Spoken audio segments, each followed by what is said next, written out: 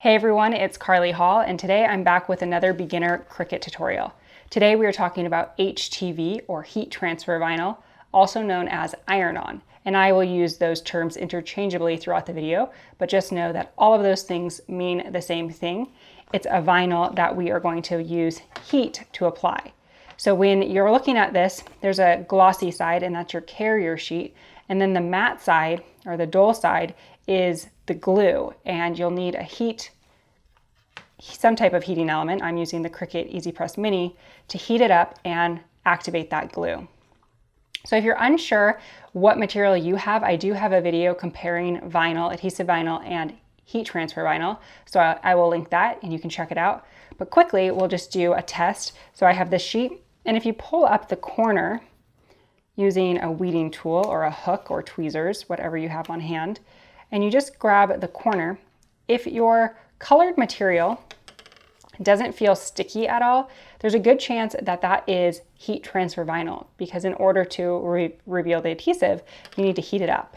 The clear portion might be a little tacky, and that's your liner, which will hold your design in place while you apply it. So if it's the same color on both sides, or if it's a color in white on the other side, but there's no gridded liner, chances are you have HTV, and that is what we are going to be using for this project. I will link the exact product I'm using. I'm using StarCraft HTV, which is really great, and I will show you at the end how thin it is, so it doesn't really feel like a sticker or anything on your garment. All right, let's get started. In Design Space, I've already uploaded my image, and for this project, you can use whatever image you'd like. You can choose an image in Design Space already or upload your own like I did. And this image is available on Etsy in my Etsy shop, so I will link that if you're interested in it. So I just went ahead and uploaded it, and then you can resize it to be whatever size you'd like. So you can grab these corners and drag it. I'm doing a corner pocket decal, so I want mine to be 3.5 inches. So up at the top, I'm going to type in the dimensions that I want, 3.5. And since this padlock is locked, it will resize proportionately, giving me a height of 3.1. And that looks good. In my vinyl basics video, I talked about weeding boxes, and for iron-on, it's a good idea to add a weeding box to conserve material.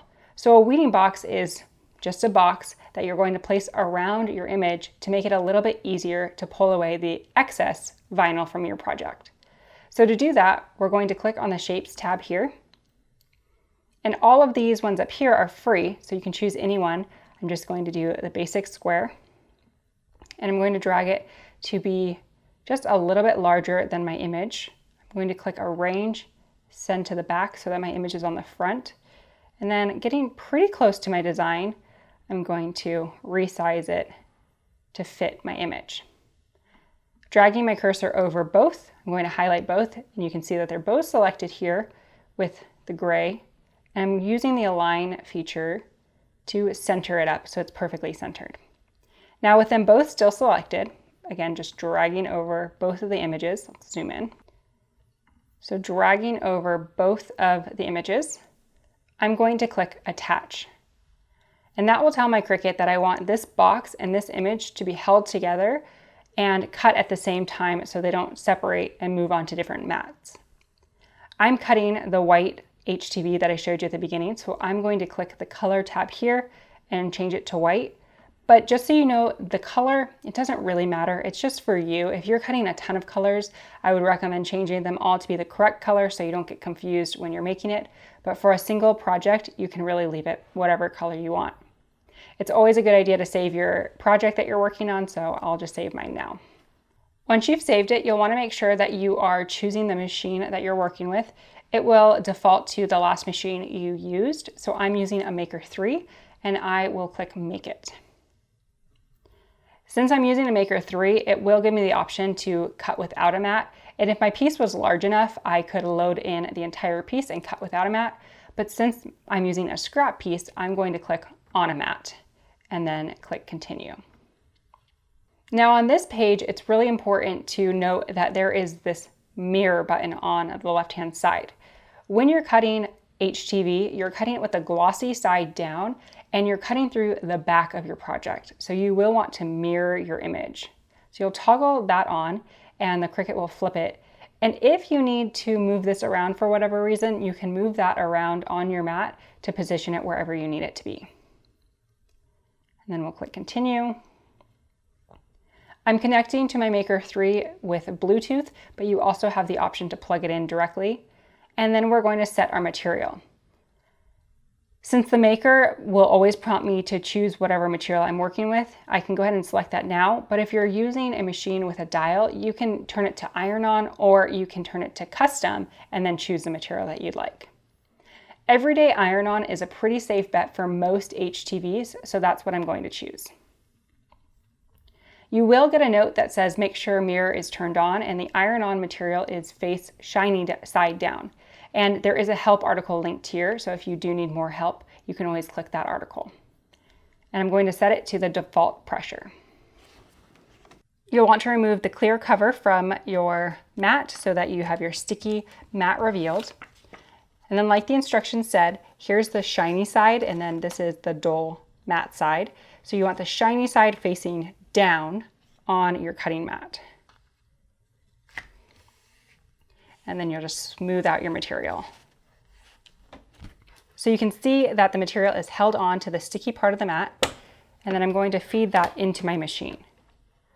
So I'll feed that right in underneath these clips here, and while pushing against the roller bar, I'm going to click the load button.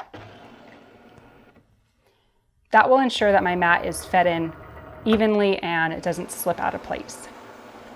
Once the Cricut is ready to cut, this light will start flashing and we'll go ahead and click that.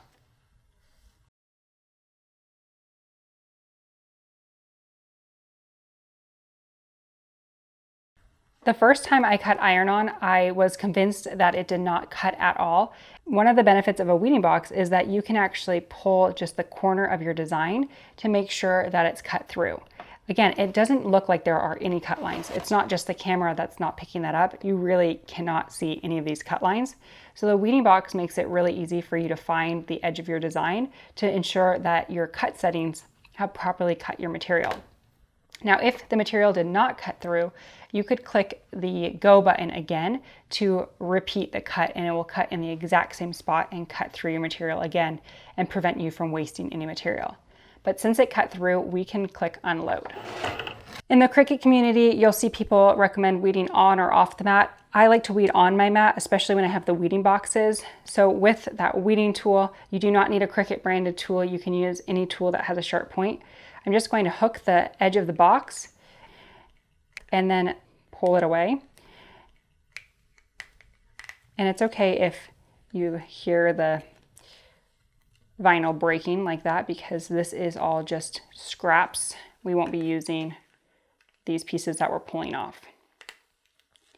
So you can see that the square around my image is really helpful because if I didn't have that square, if I wanted to weed it on the mat, I would lose all of this material, which I wouldn't recommend. So now that the majority of my image is weeded, we still have a little bit more, I'm going to flip my mat over and pull my material off so that I'm bending my mat and not my material. Once I have the main weeding box weeded, I like to trim down my material so that I'm working with a smaller piece.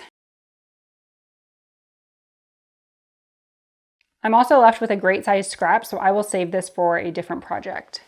So here is our design, and you can see that I have some strips to weed away, but the cut lines are a little difficult to see. I know that some people recommend using a flashlight or using a bright pad or a tracing pad. I just recommend looking at the image on your computer so you have a good idea where to pull out the insides, and you can kind of see them. So inside the middle of the letters, I'm going to pull those away. So I just like to kind of hook on the inside and then peel them away. So again, we're not saving any of these scraps. So once you pull out the insides, you'll just put those off to the side.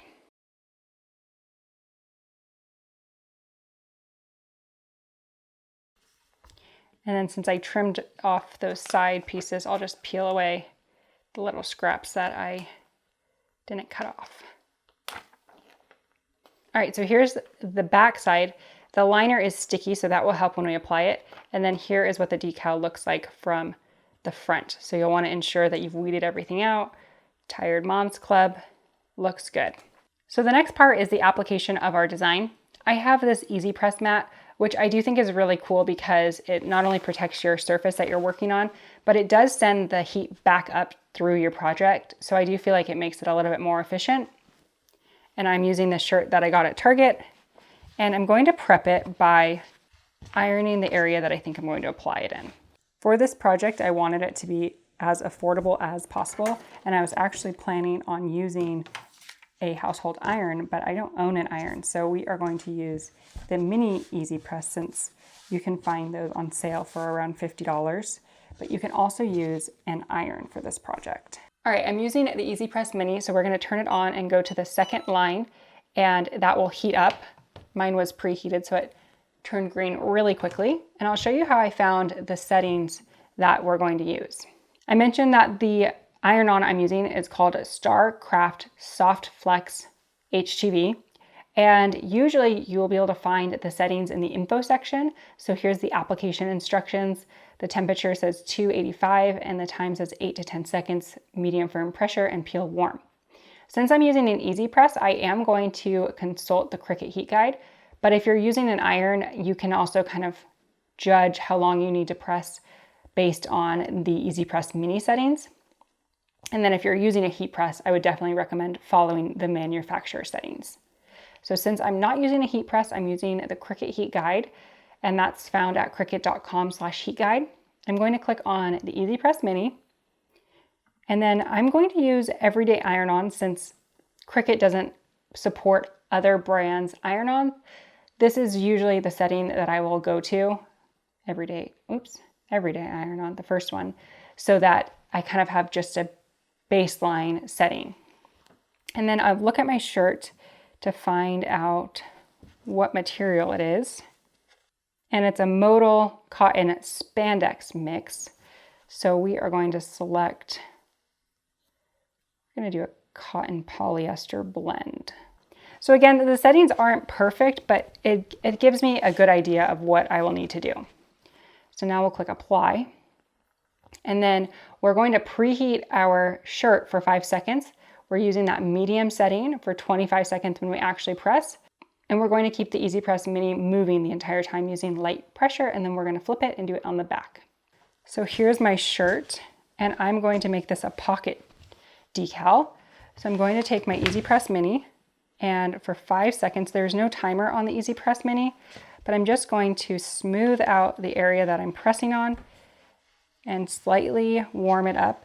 And we're not looking to heat up our shirt. We're actually just looking to pull out any moisture that could be in the material, because moisture is the enemy of iron-on. So once we feel like everything is even and smooth, we're going to place our decal.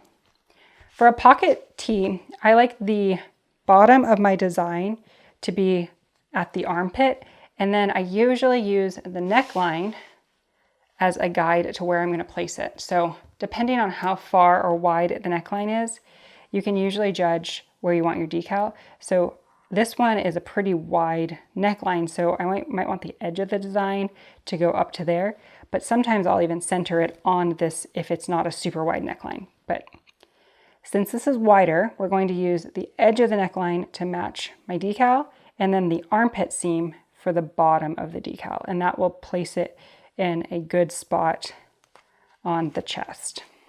So here's my decal. Like I mentioned, the liner is a little sticky, so it will kind of stick on there and won't move around too much. And then using our Easy Press Mini or your household iron or regular Easy Press or even a heat press, we're going to heat this up so that the adhesive sticks. So following the instructions, you can set a timer or count.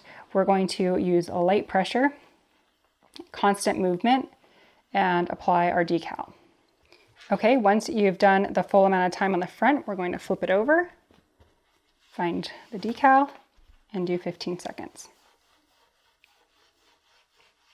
After you've pressed the back, you'll want to let this cool down so it's not sizzling hot to the touch, but like the instructions said, you'll want to do a warm peel, so while this is still warm, you can peel it off. Some iron-ons will call for a cold peel, which you'll want to let those cool completely So again, just note that not all iron-ons are created equal, and there are different instructions for not only the different types of iron-on, but also the different base material that you're applying it to. So don't do a one-size-fits-all. Always consult the guide or the manufacturer settings so that you know your time and temperature. All right, so this is warm now, so we'll peel it off. And when you're peeling, I like to slowly peel the first letter to ensure it's stuck on there. And then I'm just going to peel it kind of at an angle, going slow.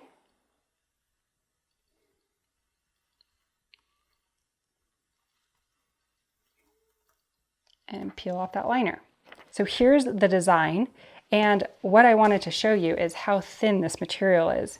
So some iron-on feels like almost like a sticker on your shirt, but this iron-on is so thin, and it does have a little bit of a give to it. It's not super stretchy, but it is a flex. So it's so smooth and so thin, and it almost looks like it's screen printed on there since it is so thin on there.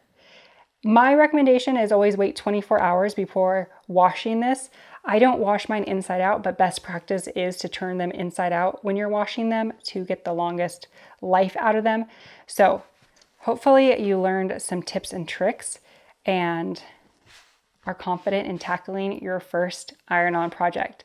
If you have any questions, make sure to leave them in the comments below. And again, I will link all the products in today's video, including this file. And if you found this video helpful, make sure to like it and consider subscribing to my channel. Thanks so much for watching, and I will see you in the next video.